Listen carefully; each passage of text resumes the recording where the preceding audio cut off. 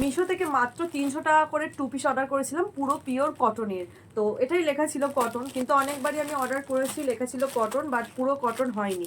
তো এবারে দেখা যাক 300 টাকা করে পুরো কটন হয়েছে কিনা। তো যা গরম পড়েছে, তো তার জন্যই দুটো 2 পিস অর্ডার করেছিলাম।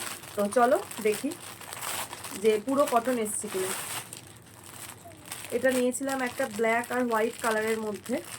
তো দেখা যাক, যদি পুরো কটন না হয় আমি রিফান্ড করে দেবো।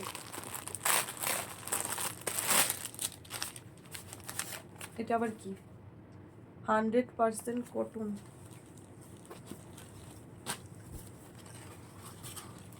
এই হচ্ছে চুড়িদারটা, কিন্তু লেখা ছিল পুরো কটন, মনে তো হচ্ছে না পুরো কটন, মিক্সড আছে একটু।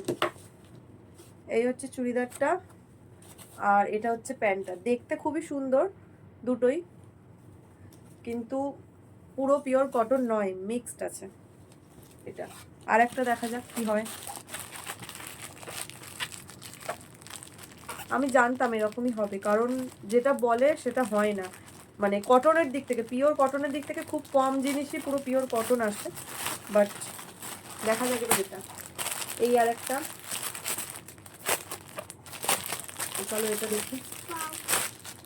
এটার কাপড়টা ওটার থেকে ভালো, বাট পিওর কটন নয়। এটাও একটু মিক্সড আছে। এই হচ্ছে প্যান্টটা, আর এইটা হচ্ছে জামাটা। এই যে গলাটা এরকম ভি কাট। এই হচ্ছে জামাটা, হাতাটাও এরকম আছে, আর প্যান্টটা। এই হচ্ছে প্যান্টটা। তো চলো, পুরাই লস, পুরাই ঠকে গেছি আর কি। মানে পিওর কটন নয়, এই দুটো জামা কিনে ঠকে গেছি গাইজ, পিওর কটন না। তো চলো মাকে জিজ্ঞেস করে যদি বলে রিটার্ন করতে, রিটার্ন করে দেবো, কারণ পিওর কটন বলে পিওর কটন দেয়নি, মিক্সড আছে। তো চলো, ঠকে গেছি, বাই।